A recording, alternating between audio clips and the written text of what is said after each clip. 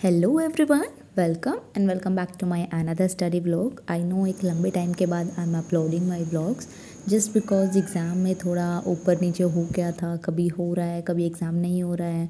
बहुत सारी प्रॉब्लम्स थी और कुछ मेरी भी प्रॉब्लम्स थी। कुछ फैमिली इश्यूज़ भी हो जाते हैं। कुछ ऐसी चीज़ें भी होती है जो तुम मैनेज नहीं कर सकते, जो तुम्हारे हाथ में नहीं होती। You have to go through that. So उन्हीं सब चीज़ों में थोड़ा उलझी हुई थी, बट आज से मैं व्लॉग लाना स्टार्ट कर दिया है और रेगुलर हो जाएंगे अभी।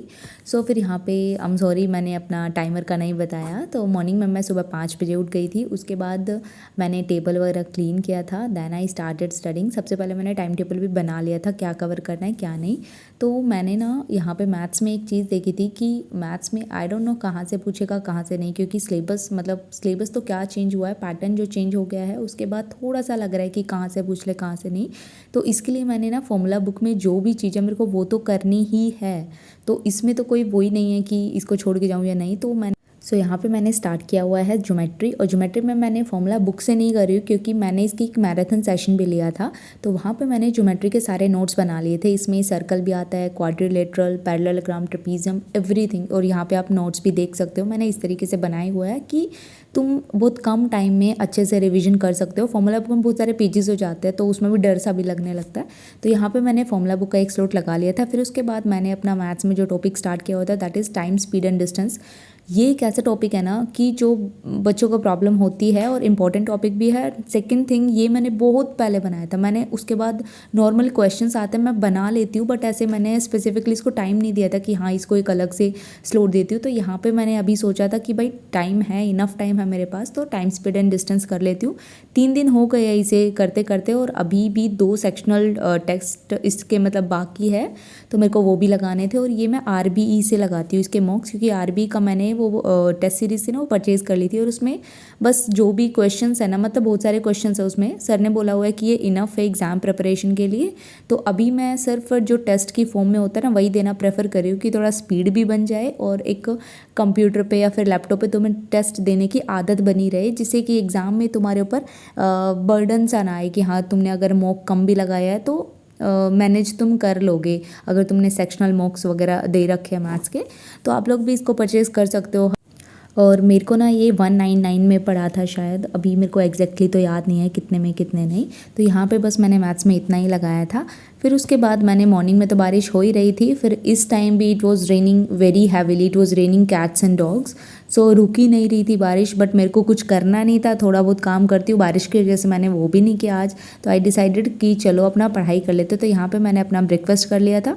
उसके बाद I had shower as well. उसके बाद अगेन आई स्टार्टेड स्टडिंग। और यहाँ पे मैंने स्टार्ट किया था जनरल स्टडीज़ में। देखो जनरल स्टडीज़ में अभी ना मैं कुछ नहीं बोल सकती एग्ज़ाम में क्या आएगा क्या नहीं, बट हाँ जो PYQs है ना वो तो करके ही जाने चाहिए भाई, क्योंकि कहाँ से कितने नए क्वेश्चंस बनाएंगे, रिपीट ही करते हैं ज़्यादातर जनरल स्टडीज़ के जो क्वेश्चंस होते हैं शायद। तो मैंने सोचा है कि अभी सिर्फ जो परमार सर की बुक के नोट्स है, और यहाँ पे ना ज्योग्राफी मैंने स्टार्ट किया। ज्योग्राफी में परमार सर के नोट्स से ना पहली बार पढ़ रही हूँ ज्योग्राफी।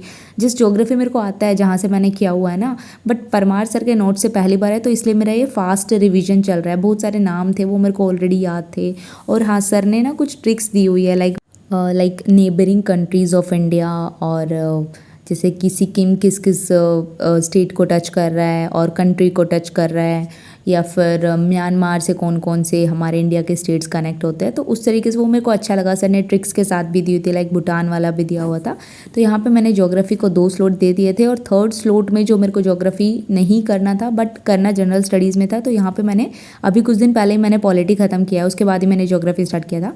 तो जो पॉलिटी ख़त्म किया ना, तो मैं ऐसा करती हूँ कि उसमें अब जैसे पॉलिटी हो गया ना, तो अब पॉलिटी के मैंने PYQs लगाने स्टार्ट कर दिए, कि साथ साथ ऐसा भी ना हो कि वो टॉपिक हो गया तो मैंने उसको हाथ ही नहीं लगाया, मैं भूल जाऊंगी। नहीं, PYQ से रिवीजन होते रहते हैं। और PYQs तो आप लोगों को पता ही है कि मैं पिनेकल से करती हूँ, मैंने ऑलरेडी वीडियोज़ में दिखाया भी हुआ है। और यहाँ पे आज ना मैंने 250 PYQs कर लिए थे, क्योंकि मैं ना आई किस तीसरी टाइम पॉलिटी के PYQs को कर रही होंगी। मैंने यहाँ पे आप लोगों को दिख भी रहा होगा, हाईलाइट भी किया हुआ है, तो उसमें मेरे को अब कोई प्रॉब्लम आ नहीं रही। सो फ्रेंड्स देखो, यहाँ पे मैंने अपना टेस्ट लगाया था, और मैंने ऐसे डरते डरते टेस्ट लगाया था, ट्रूली सेइंग। बट यहाँ पे मेरा थोड़ा सही स्कोर आ गया है, बट कट ऑफ मैंने अभी भी क्लियर नहीं किया है इसका। यहाँ पे आप देख सकते हो जनरल स्टडीज़ में I score 14 marks, quantitative aptitude 38, English में सही स्कोर था, काफ़ी सही था, और जनरल स्टडी रीजनिंग में 27 जो कि कभी नहीं आते मेरे तो मेरे को थोड़ा करना पड़ेगा इसमें। एंड एवरेज भी आप देख सकते हो इसमें गया है 100, और देख सकते हो आप लोग मैंने 65 करेक्ट किए हैं, 7 रॉन्ग हो गए हैं। एक्यूरेसी मेरी अच्छी नहीं है इसमें, कोई नहीं, अभी मैंने एक्यूरेसी पे फोकस किया हुआ है थोड़ा, तो मैं आप लोगों को थोड़ा दिखा भी देती हूँ एनालिसिस इसका, मतलब क्या रहा है मेरा जनरल इसमें रीजनिंग में। देखो यहाँ पे मैंने इतना किया है और 2 मेरे गलत हो गए हैं। जनरल अवेयरनेस में देख सकते हो बड़ा ही गंदा गया है, बट दैट्स ओके, इससे उम्मीद नहीं रहती मुझे इतनी। मैथ्स में जो ये क्वेश्चंस दिख रहे हैं ना, मतलब ठीक है, ऐसा नहीं है मेरे से होते नहीं, बस थोड़ा टाइम भी इनफ था, बट एक क्वेश्चन को मैंने 5 मिनट दे दिया था और फिर भी मेरे से नहीं बना, और उस क्वेश्चन में मैं एक कैलकुलेशन मिस्टेक कर रही थी, बार बार वही कर रही थी, उसको मैंने ध्यान नहीं दिया, उसकी वजह से मेरे और क्वेश्चंस में भी टाइम नहीं मिल पाया, तो 5 मिनट मैंने सिर्फ एक क्वेश्चन को दिया था, उसकी वजह से थोड़ा प्रॉब्लम हो गया था, बट दैट्स ओके। ये बट सारे डूएबल थे, मैथ्स मेरे को अच्छा लगा, मतलब सारे डूएबल क्वेश्चन थे, ऐसे कुछ हार्ड नहीं था, बट मेरी गलती थी कि नहीं कर पाई।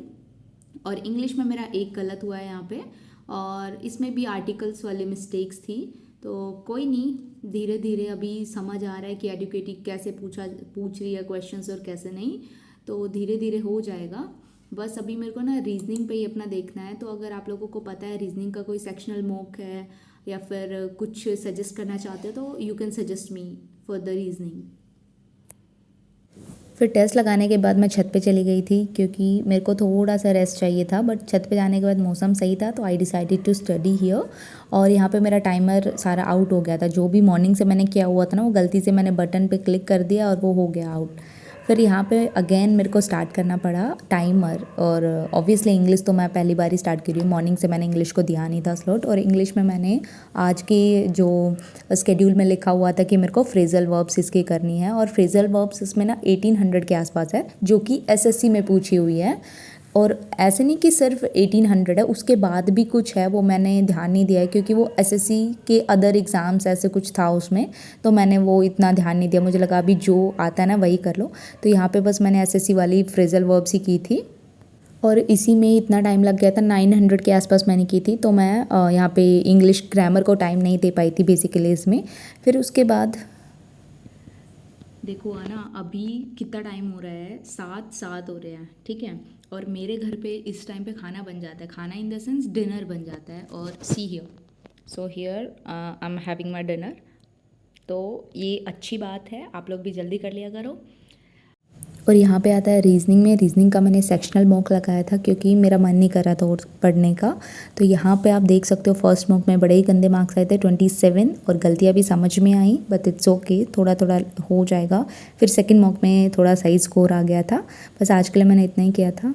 और यहाँ पे आप मेरा टारगेट देख सकते हो, मेरा टारगेट ऑलमोस्ट हो गया था आज, बस थोड़ा इसका रह गया था, इंग्लिश ग्रामर का रह गया था, और रीजनिंग का एनालिटिक रीजनिंग ये मैं कर लूँगी थोड़ी देर में, मतलब ऐसा नहीं था बिल्कुल ही नहीं किया, थोड़ा थोड़ा कर लिया था मैंने ना ये। So thank you so much for watching my vlog, and if you like it then do like share and subscribe.